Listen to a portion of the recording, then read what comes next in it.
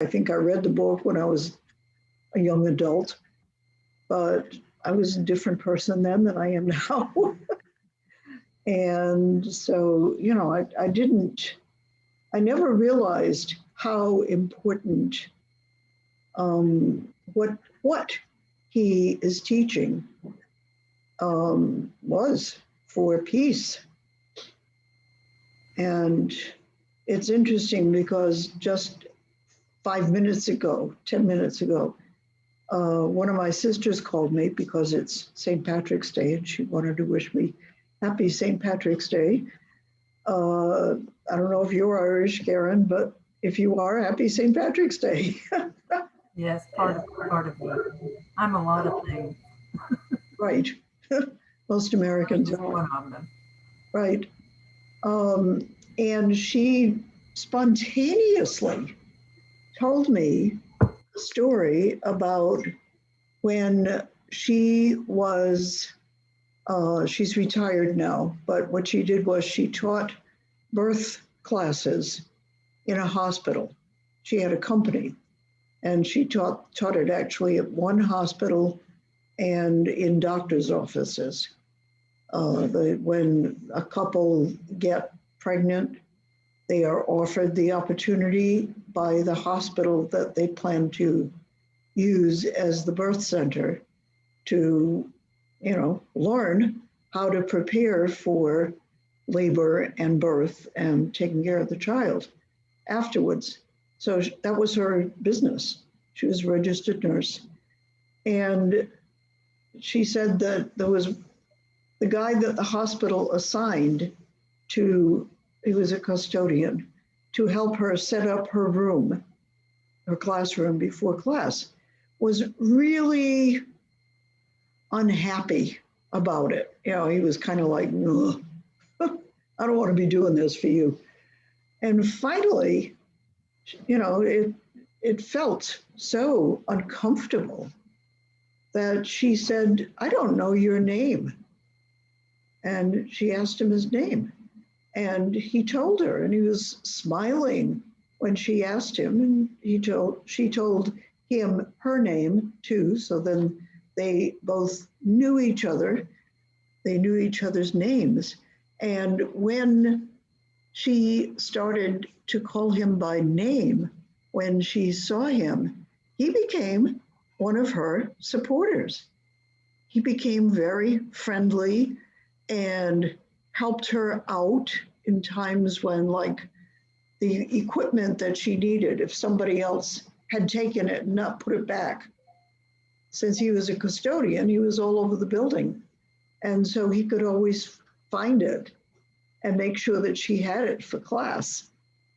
And, that they liked each other once they had learned each other's names, that was the turning point. And instead of, having to feel like this guy hated her and the fact that he had to work to get ready for her class, he changed totally and was happy to see her, and she was happy to see him. And, she worked there for years. So it became a good friendship. And it was all sparked by asking him his name. That's a good story. It was a good story. It was like, holy cow, this is perfect timing. So, and it's one of the principles that, Carnegie has referred to several times. Smile at people, use their name, and especially in the situation that we're talking about now, where you feel like arguing with the other person. You feel like you and the other person don't see eye to eye, as it were. That's a good expression. Don't agree on very many things. Don't share a whole lot of awareness, right? That's, I don't know how other ways of saying that would be, but don't see eye to eye is what came to me as the expression. Can you think of any others, Karen? No, I think that's a good one. Okay. See eye to eye. It kind of implies that, there's more to it than just a verbal exchange. Right. Yeah. It's an interesting expression, actually. I'm Yes. picturing what that would look like physically. Face to face. Huh, Abu? Face to face, isn't it good? Being face to face, what that means is that you are in the presence of the other person. But if you don't see eye to eye, it means that you fundamentally disagree with the other person. You're not you're not on the same side of things. Yes, It might be about politics, might be about goals, who knows what it's about, doesn't matter. But being face to face is a neutral term. It just means you're in the presence of each other. Whereas not seeing eye to eye has a negative, a contentious, a confrontational aspect to it. That's somebody that you at least want to argue with, whether you've actually done it or not. So anyway, there are people that we don't see eye to eye with. Often there are at least a couple of people in our families, in our extended families, sometimes in-laws, people that are part of your family because they married somebody that you're related to. That's an in-law. Possibly people that are from someplace different than you are, or from a different cultural tradition than you are. There's a lot of differences between people. And not being able to see eye to eye with somebody feels, like there's not much you can do about it. Like you're always going to be arguing with them. But what Dale Carnegie was saying in chapter 3 was, no, it may feel that way, but the fact is that when you are in an argument situation, what did he say about it? First of all, we talked about this last week. You never disagree. Yeah, it's not worth arguing about anything with anybody because you will never win. That's an important awareness. So then in chapter 3, he gives a whole bunch of principles for how do you actually manage to work with the person that you don't agree with without having an argument. It's an art. It's an important skill. So I don't know if either of you have actually had a chance to reread that portion of the book, but he has several principles. And I'm just going to go through them. So the first principle is just avoid arguments. There's no way to win them, ever. And that's an absolute truth. So what do you do if you can't argue? This person is still a member of your family. This person is still on your work team. This person is still your boss. This person is, you still have to deal with them. And arguing just isn't going to work. So the first thing is never say to another person, you are wrong. Just don't.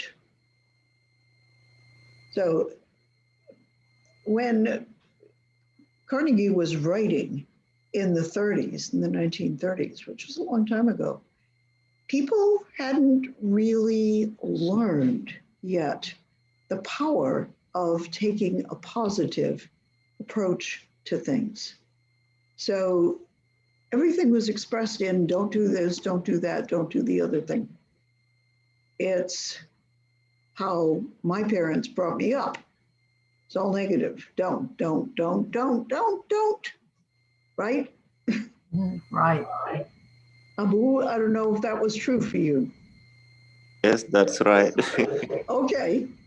So, but now we've learned, a lot of people have learned that, okay, that's not the way to do it. That doesn't work very well to tell people don't. It's much more effective and more enjoyable as well to figure out, okay, so what is the positive? So if the commandment is don't tell somebody else they are wrong, what are you supposed to do? How do you begin to find something positive that you can follow in the conversation? He says, show respect for the other person's opinions. How do you do that?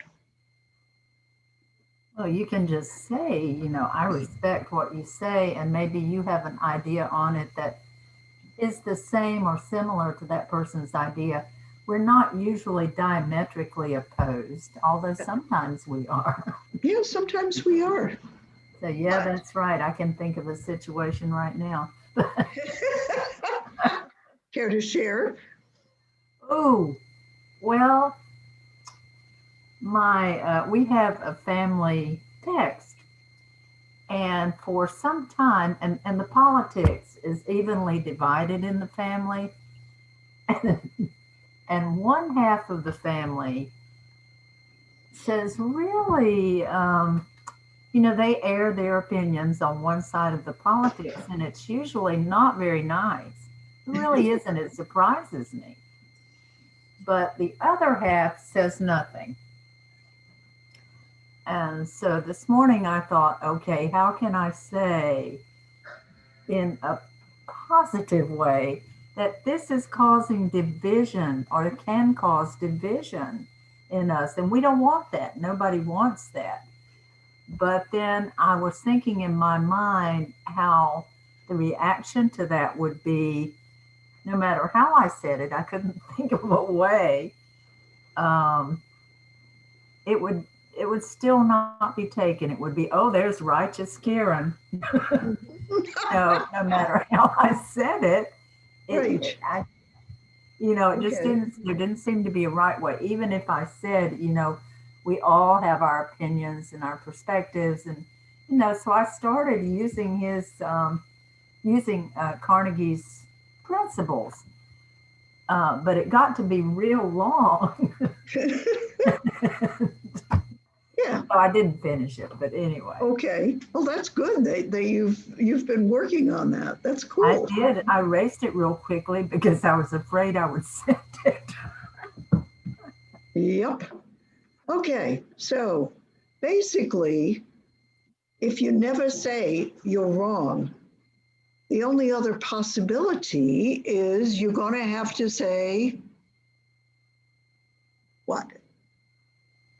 Right. What are you going to have to say? What's the only thing left?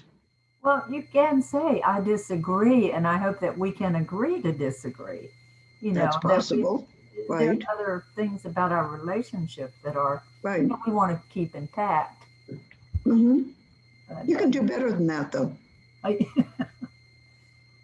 Well, I mean, can't hammer them over the head by text. No, I'm kidding. Right.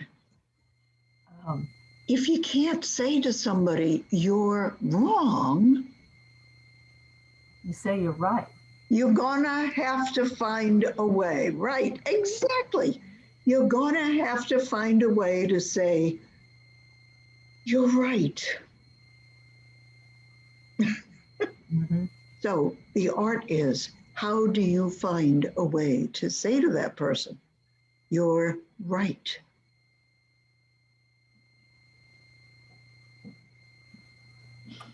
Believe it or not, I mulled over that one. Mhm. There will be a way, but you got to do something different to get there. You got to learn more. I mean, think about people, think about yourself. You always think you're right, don't you? Yes, sometimes we think that we are right, but not every day. Okay. Yes. It's good to be aware that we're not always right. But when we say something, when we do something, we're doing it because we think it's the right thing to do. Nobody does something thinking, oh, this is terrible. This is absolutely the wrong thing to do. But I'm going to do it anyway. That's not the way humans think. Just think about it.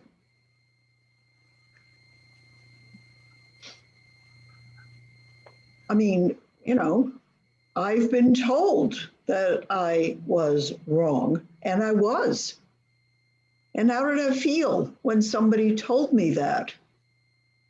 Oh my God, I felt embarrassed. I felt ashamed.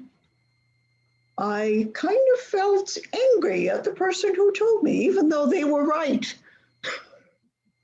because they hurt my feelings. It was not fun to be told I was wrong. And there have been times when I've been told it and I was. And I realized it. And I had to come back and say, I realized that I was wrong. And I apologize. I did not mean to hurt whoever I hurt when I did that. Because the problem is, of course, that we've hurt somebody and they feel bad. They feel angry. They feel sad. They feel ashamed, just like I can easily feel. And that's the other thing to be aware of is everybody, no matter what their external way of coping is, everybody does what they do because they think it's the right thing to do in the circumstances. That's where your disagreement is, obviously. You don't think it's the right thing to do, they do. So basically, you've got conflicting opinions going on. And the answer is you got to learn more about the other person and what's going on with them. How do you do that?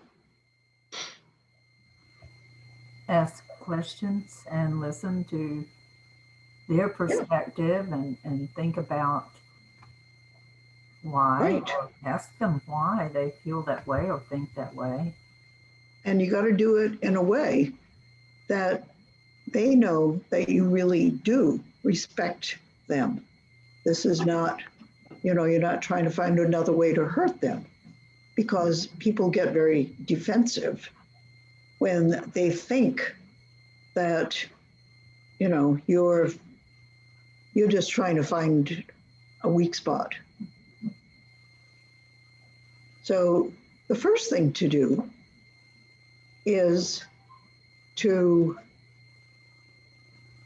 help the other person to believe that you really are interested in them and what's going on with them.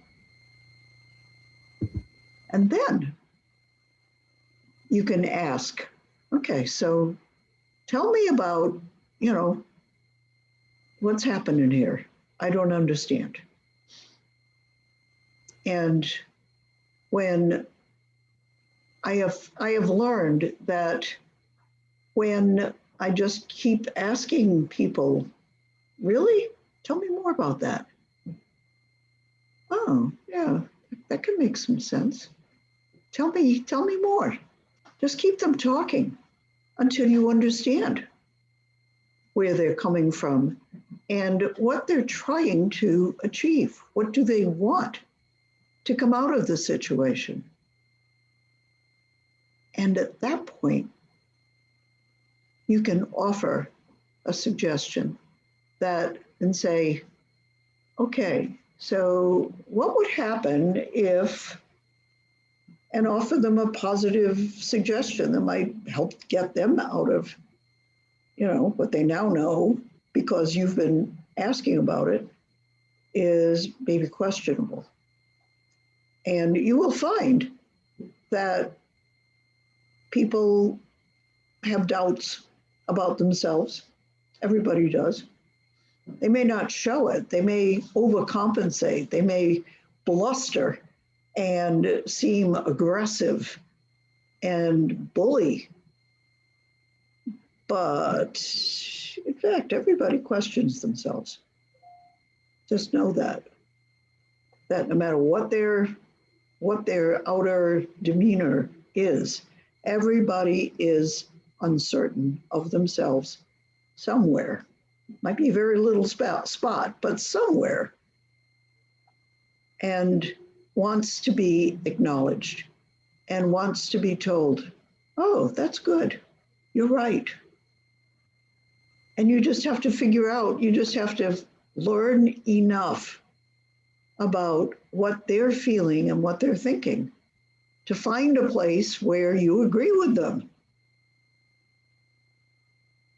where you understand what they're thinking and what they're feeling, where you can acknowledge to them what they're feeling. It's really feelings that people need to be acknowledged in, not their thoughts, but their feelings. So basically, it sounds really simple. Just find out what they're feeling. And the way you do that is the principles are be sure your attitude and your manner and your words make it clear that you honor them, you respect them. You know that they're a good person. You care about what they feel. You really want to know. So you understand. And you do that. You use their name. You keep them doing most of the talking. Keep asking questions. Just keep them talking until they start asking you questions. Then they're done. But somewhere along the line, you will find, you'll resonate with something about them. You'll understand something about how they're feeling and what they're struggling with. And that's where you can begin to say, oh yeah, I understand that feeling, because you will. We all have the same feelings. That's where we are one, is in our feelings. Our thoughts are all over the place, but our feelings are shared. And last time we talked about that, I think, didn't we? What the feelings are? Mm-hmm. There aren't very many. Yeah. There are hundreds of words for them, but basically it boils down to a very few feelings. What are they? Scared. Oh gosh, what were they? I think about emotion rather than feeling. Okay, whatever. But scared was one of them. Scared was one of them. Yes, very definitely. That's a feeling. The first three rhymed. Yes, they did. Ad is the ending. I'm just drawing a blank for some reason. Okay, the first one is mad. Yes. Okay, and then what? Sad and glad. Mad, sad, glad. Right. Yep. So the first three rhyme. Once you remember that, okay, then there's others that don't rhyme. And the next one, the first one that doesn't rhyme is scared. And then there's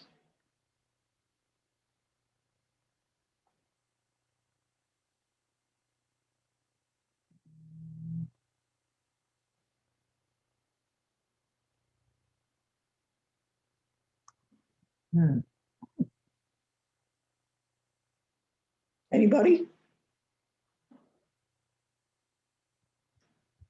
Mad, sad, glad, scared.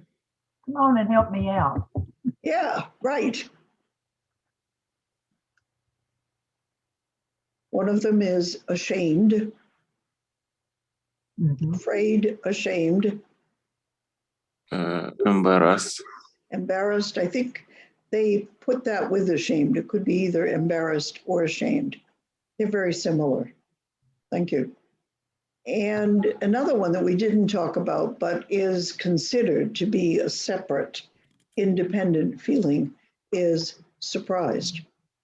We didn't talk about that last week, but that is different from the others. So when you're coming down to a list of basic feelings, it's important to know what the possibilities are. You can use whatever word you want, but basically, those are the feelings.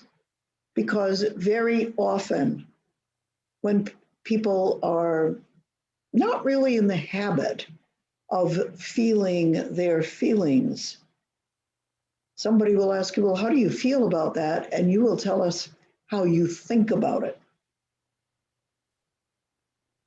You'll give us a judgment about the feeling, but that's not the feeling. And there aren't very many answers for how do you feel about that? And it's important to know how you feel about that because that's our doorway to understanding everybody, to peace. Peace comes when we understand what the other person is feeling. And if we don't understand that, it's very hard to find peace. So it's the list of feelings is as basic to being able to make peace as is Maslow's hierarchy of human needs, which is a little more complex than the list of feelings. But that's the other thing we need to understand about people in order to tell them, yes, I understand that. Yes, I know. I have been there. I know how terrible that must feel.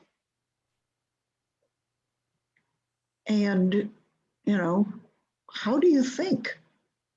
You can stop. You can move past feeling angry, feeling mad or sad or glad. Hi, Brian. Good to see you. I don't think we've met before, have we?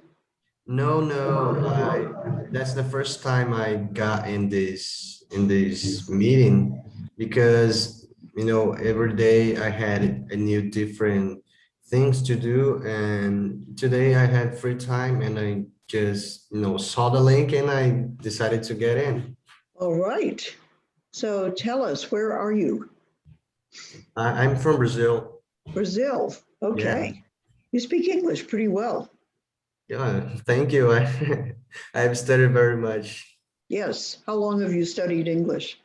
Oh, I started in 2011 until nowadays. Wow. Okay. So yeah, your English is very easy to understand. Oh, thank you very Congratulations. much. Thank you.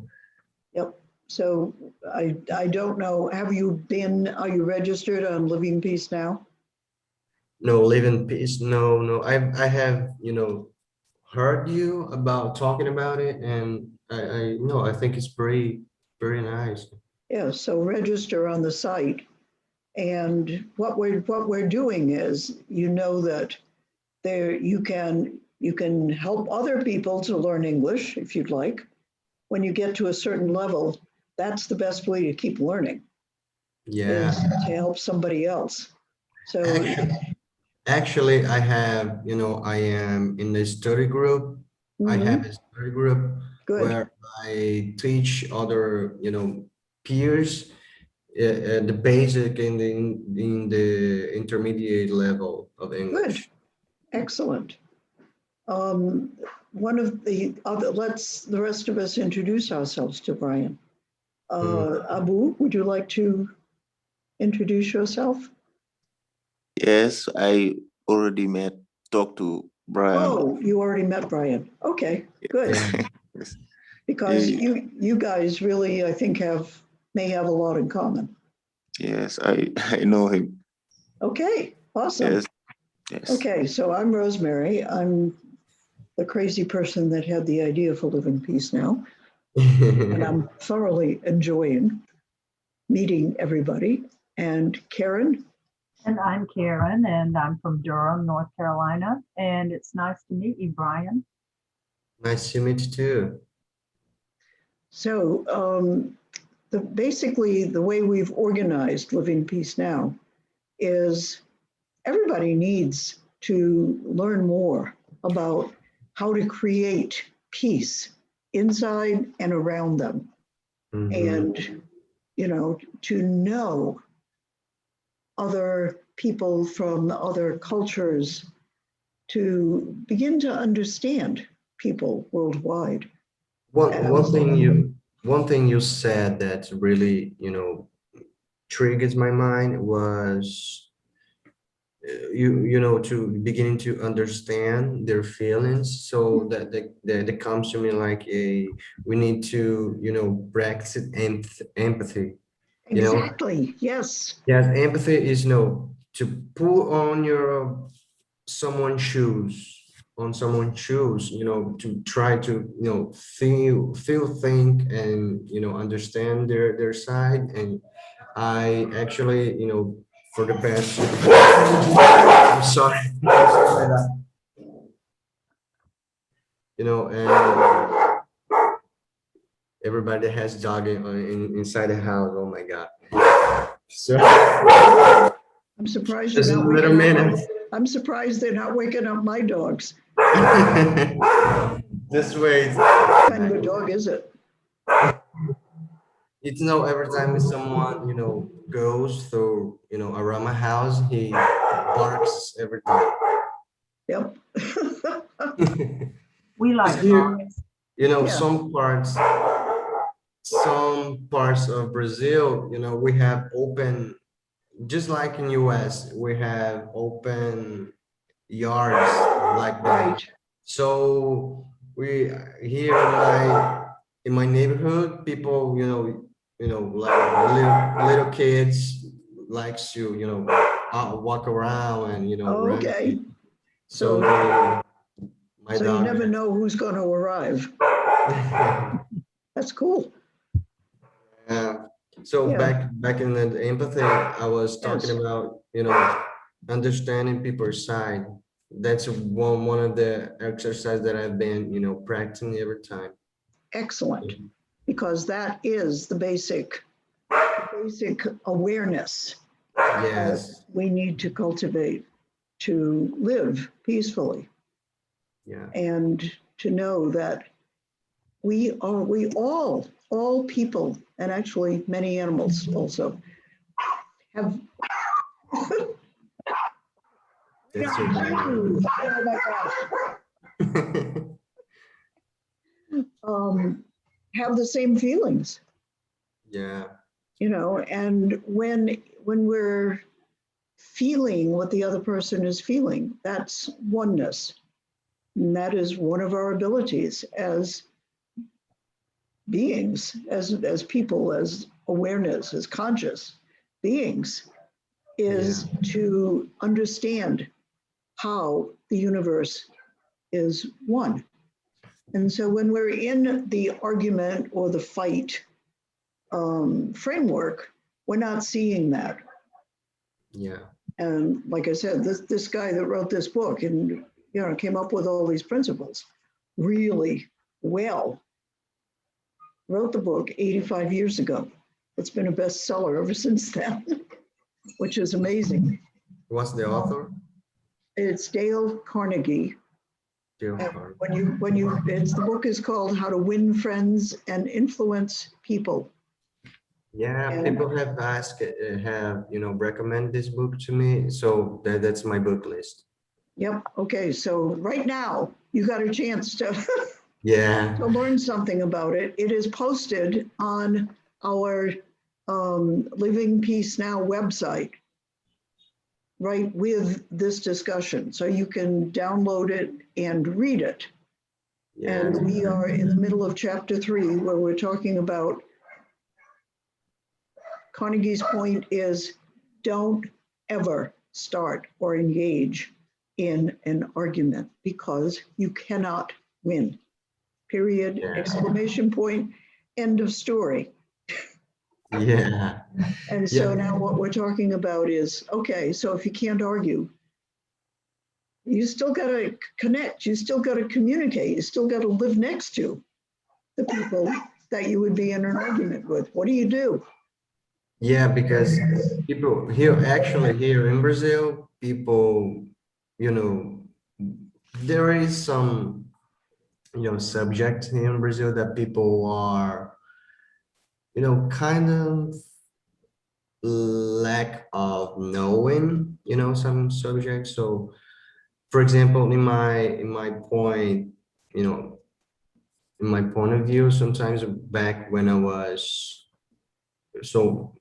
talking about my personal, knowledge about it because I'm going to talk about politics. That here in Brazil, something is very hard to talk.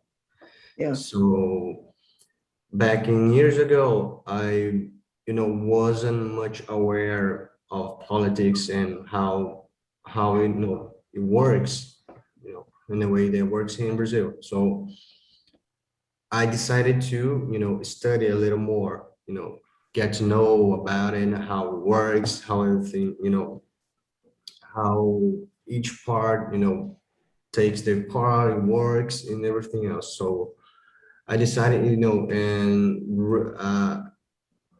in some parts that comes to philosophy. So philosophy, you need to study about, lines of ideas, how it works, how people, think and everything. So that's, brings me this practice of study things that you don't know yet, but you need to study if you need to participate in some discussion, yes, right. like you said, but at the time I didn't, get into a conversation that, I didn't know anything about it. So I decided to go and learn and study about it so I could, talk. So are you a student now? Yes, I study everything. For example, my way of studying today, I finished my high school. So since then, the way I study today, as I have internet right now, when I have something that I am very interesting, I, open my internet. So search for it, books, videos on internet, Right. an author of books. So everything I, running for it and, study everything about this, subject. Right. Good. Excellent. Do you have a trade or a profession or career yet? Oh, yeah, since I left my high school, I didn't have, such a standard standard career. So I work like, many jobs, different jobs. Right now I'm working as a bartender. Ah, And hey, that but pays well. yeah, so and but I keep studying. Right now I'm Good. studying how to, in US we call media buyer. It's Okay, yeah, excellent. that's someone, it's manage ads on the internet. Uh-huh. So it's a new, Hmm. like we are always saying, always talking about education and Right. everything. It's a new career that's being created to the future. Excellent. Excellent. Yes. Wonderful. So someday, I think we need to get back to the topic of the class, but it would be interesting for me, I would be interested in learning more about what does a media buyer do? I mean, I've got a vague idea, but it's very vague. So, Yes, it works a lot with social medias and everything else. okay. So, uh, I think one of the things about Living Peace Now, we're a collaborative group. So we're helping each other to learn about peace and to learn other cultures and other languages and to become friends across languages and across cultures. Because Yeah, once we have friends that are from a very different place and a very different origin than we are, we begin to realize that, oh, other people in the world are fascinating and, you know, we're all people. And yeah, so the whole idea of, well, there are enemies, anybody's our enemy, becomes more and more untenable, more and more crazy. And that's what we're aiming for. That's the purpose of this website. So we're asking our participants, our members, it's not a membership organization, but those that are working with us, how you can help out, how you can help us to get to that goal. And some people are helping by teaching other people their language. Some people are helping organizationally. And, we are an internet organization. Some people are contributing money. It's what everybody is easiest for everybody. We all have something we can give in return for what we receive. And the more we engage in that way, the more we get out of the whatever we're engaging in. yeah, So you've experienced that, I'm sure, with your study group, that the more present you are, the more helpful you are in the study group, the more you are getting out of it. yes. Yeah. Yeah. And that's a I basic am. principle. That's how the world works. Yeah, I actually need to, go through a little more about this initiative. Mhm. Open. I'm gonna, for certain, I'm gonna work to the, look in the website, to get to know more about it a little Yeah. bit. And when you're on the website, register. It's free. And then you can attend different classes. We use classes like this for people as they're getting better in the second or third language that they want to use as the immersion part, as the conversation part. Yeah, So we're all learning more about, who we are as human beings, but how to be our highest selves. yeah. And at the same time, we're practicing the language. Yeah, So I look forward to getting to know you better yes, I'm too. and to, having you be a part of this fun. Yes, I think Uh, goal, somehow I can help in some I'm way. sure there's somehow you can help. And, at some point, Yeah. you'll get an awareness of it. Okay. And like I said, it's fun. Enjoy. Okay. Okay. Karen. So coming back to avoiding arguments. Okay, avoiding arguments. Yeah, I'm on page 121 of my edition, the one I have of this book. It has been published so many times in 85 years that there must be hundreds of different books. And this is what mine looks like, for what it's worth. It doesn't matter, but they're all formatted differently. So the pages are different, the chapters are even different. And, so whatever version you have, this will be in it somewhere. It's toward the end, 2/3 of the way through. Principle 4 is start the conversation in a friendly way. In other words, the other person that you could be arguing with, make it clear that, you want to understand them. You want to know what their experience is. You want to have compassion with them, which is not at all the same thing as sympathy. Compassion means you respect, you understand, you honor who they are as a person. And you want to know them and appreciate them. So begin with the intention, with the awareness that, okay, right now it seems like we have nothing in common, but I know that we do, and I want to find out what it is.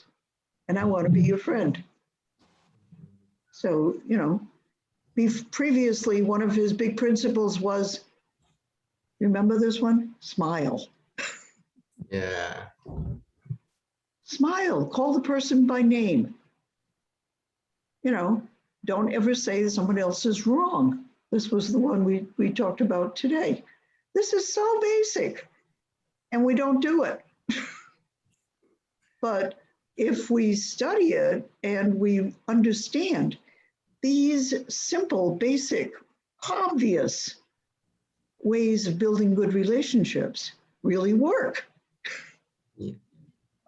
And this is an incredible skill that is very, very much appreciated in workplaces, in families, in organizations, in every place, in offices. The person who knows these principles is incredibly valuable, because when people are at odds, another nice English expression, when they don't see eye to eye, that's I knew there were more good expressions. When people are hostile to each other, things don't go along very well. Hostility, anger, sadness, shame, they really mess up how things work. They slow things down. They make them difficult. And when we are being friendly, when we are, skillfully being friendly, it helps things to harmonize and to get into a flow and to work well. And everybody enjoys them. So that's what everybody wants underneath whatever they say they want. Like I said, in feelings, we are all one. We can understand each other's feelings because we all have them for the same reasons. So have the other person do most of the talking. Ask questions, ask easy questions, ask questions that show that you sincerely want to understand. So tell me a little bit about what's going on with you in this situation. Get them talking about themselves. Brian, before you came on, I shared a story that my sister had told me on the phone just before this class. She was talking about when she was working before she retired.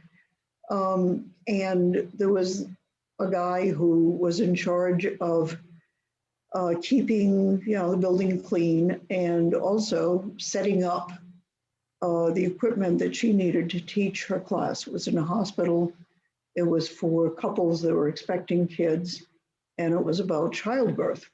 So that was her work. She was a registered nurse. And this guy that was in charge of all the classrooms, he would come in and he'd turn on the lights, and he was grumpy and unhappy and, obviously felt like she was causing him a lot of work.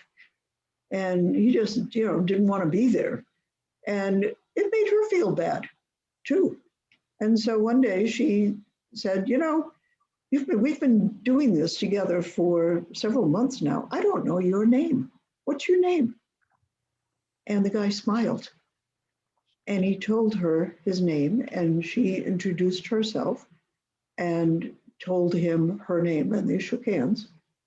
And she said, from then on, they knew how to say to each other, "Hi, Joe, good to see you." It was so basic, so simple, but it changed the whole feeling of working together. And they, she stayed there for a long time, and so did he.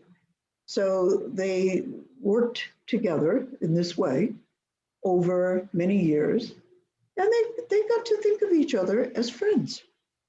And so, she said one day she arrived and the television set that she needed for her class wasn't there, and she had no idea where it was. And so she asked the guy, who was now her friend, if he had seen it anyplace, and he thought, and he said, yeah, I think I did see that one place. And he found it for her. And so she was able to teach the class that she'd prepared, when otherwise it would have been really, disastrous for her. And she really appreciated that he was willing to help her out in that way. And so they built, a good relationship just out of that simple act of, what's your name? I want to know your name. And that is one of Carnegie's basic principles. Use the other person's name. Pay attention to what their name is. You have to pay attention to learn somebody's name. That means you care. And people appreciate when we care. So principle 5 in this chapter is get the other person saying yes. In other words, find where you and that other person have similar feelings so that you can agree on something. You can establish compassion. And then the conversation will go much more easily.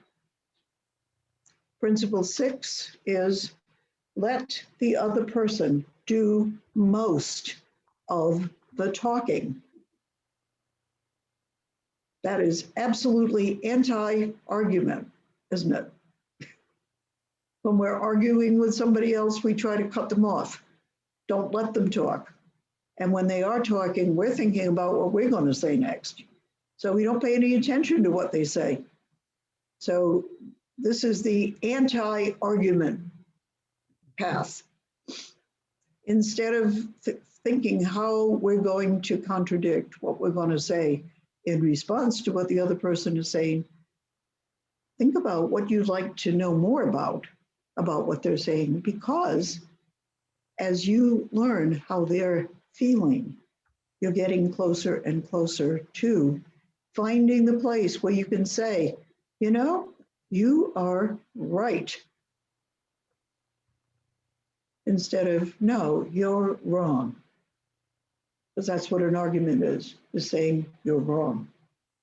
And the antidote is to find where you can say with the other person, you're right. Yes, I agree with that. Once you get that point of agreement, it's amazing how the whole atmosphere of your being together with the other person has changed. And so, and I have experienced this when I've followed this protocol and gotten to the place where we agree. The other person begins to think of possible solutions, possible ways to get out of whatever the argument is about. And you know what? There aren't that many ways. And so when they start thinking from a place of agreement with you, whatever they come up with is going to be reasonable for you, because now they know you have feelings too. So they're going to be thinking about, okay, how do we create what is called in business win-win? And a win-win is never a compromise. A win-win is a place higher up in awareness than where the argument was. And there are always higher up places. There are always places where you can agree, and you need to go higher in the hierarchy of ideas to find a way to fulfill both of your objectives, which you've now figured out with each other, are basically the same. You found the point of agreement. So that is the art of avoiding an argument and creating a better solution. Okay? I am going to, another one that's really good is appeal to the other person's higher motives. We all want to be better. We all want to make a difference in the world. We all want to make a positive. We want to be remembered as, wow, a great person. Mm-hmm. So any way that, as you're working toward a solution, that you can appeal to the other person's desire to be seen as a powerfully good person. Now, bringing that up and encouraging them to think that way is a good process. And basically what you end up with is a situation where, because you and the other person have found your point of agreement, you can collaborate, you can work together toward the same goal. That's transformational. That is very, very powerful. So I'm going to ask you over this next week, please look over these principles, this process of magically turning a disagreement into a collaboration in a situation, could be a little situation in your own life right now, where you would really like to be on the same side as another person. Yeah. Have a conversation where you use these principles, and it's always very basically about understanding and honoring and appreciating the other person and letting them know that you do. Yeah. That is incredibly powerful. So, can I ask you to pay some attention to that over the next week? Think about, right now, can be a little conflict, or it can be a big one, I don't care. but a place where you'd enjoy finding out more about the other person and figuring out where your point of agreement with that other person is. And the place where you can both work together to solve whatever your disagreement is about. Yeah. And for practice, it's good if you pick something little. You know, not something that's been going on for generations and has become a family feud, which will take more than a little conversation to resolve. So Yeah. pick something I simple.